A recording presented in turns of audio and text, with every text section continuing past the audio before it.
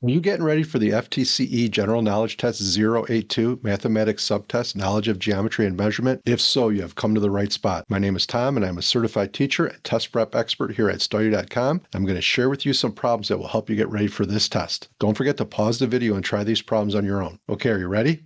Let's get started. The Pythagorean theorem states that the sum of the squares of the legs of a right triangle is equal to the square of the hypotenuse of the right triangle. For a right triangle with the legs A and B and the hypotenuse C, which of the following equations is the correct representation of the Pythagorean theorem? Is it A, 2A plus 2B equals 2C?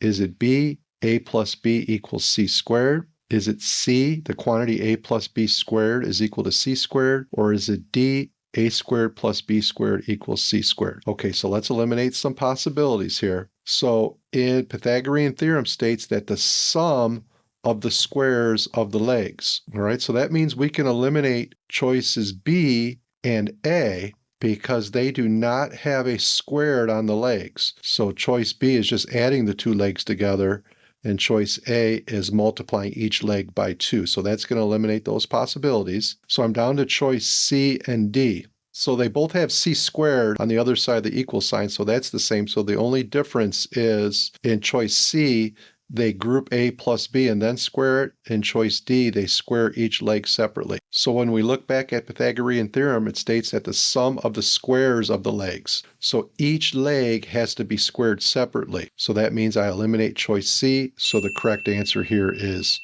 choice D.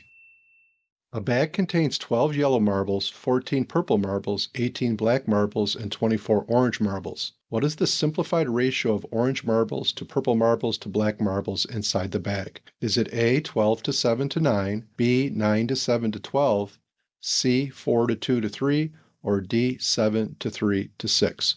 So when we talk about ratios, there's different ways to write ratios. So we can use the colon symbol to write a ratio. We can use the word to. We could also do fractions to write ratios. So we can use the fraction symbol. So in this case here, it's giving us the ratio in words with the word to, and it says orange marbles to purple marbles to black marbles. Well, I have 24 orange marbles, so 24. Now all the answer choices use a colon for the ratio, so 24 to purple marbles, which is 14. We have 14 purple marbles, and to black marbles, which is 18. So we have 24 to 14 to 18. Now each of these numbers is divisible by 2. So if we divide each number by 2, we get the simplified ratio. So we have 12 to 7 to 9. So the correct answer here is A. Use the diagram below to answer the question that follows. The question is actually to the right here. Shown above are different types of quadrilaterals. Which of the following is the most accurate description for the shape of figure B? A, figure B is a kite, B, figure B is a trapezoid, C, figure B is a rhombus, or D, figure B is a parallelogram. All right, let's eliminate some possibilities here. So when I look at figure B, I only see one pair of opposite sides parallel. So that eliminates this from being a parallelogram. So in a parallelogram, both pairs of opposite sides are parallel, right? So I'm going to eliminate that. If it's not a parallelogram, then it's not a rhombus, because a rhombus is a type of parallelogram. So I'm going to eliminate answer C. So it's between kite and trapezoid. So for it to be a kite, the diagonals would have to intersect and form a right angle, be perpendicular. So we can see that in choice A, figure A, that is the kite, so that means choice A is eliminated. So the correct answer here is figure B is a trapezoid because we only have one pair of opposite sides parallel. The two triangles are congruent. Which side is congruent to side AB? Is it A, side YZ? Is it B, side XY? Is it C, side XZ? Is it D, side AC? Okay, so it's giving us AB. Which side is congruent to side AB? So we need to look at this triangle here on the left, and we can see that angle A has 2 marks on it, which corresponds to angle Y in the other triangle. So that means the Y has to correspond to A.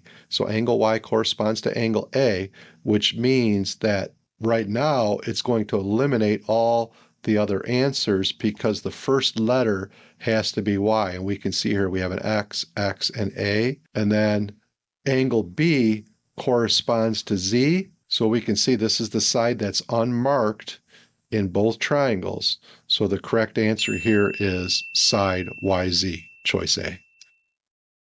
Okay, that concludes the video. Hopefully you found this video helpful, and don't forget there are other subtests for FTCE General Knowledge Test 082, including reading and English language skills. Make sure to head over to study.com to check out our FTCE General Knowledge Test 082 playlist. To get even more detailed practice strategies and customizable study materials, head over to study.com and check out our FTCE General Knowledge Test Prep course. Those who use study.com boast a 92% pass rate. Courses include full-length exams, hundreds of authentic practice questions, and short targeted video lessons specifically developed based on the latest test updates.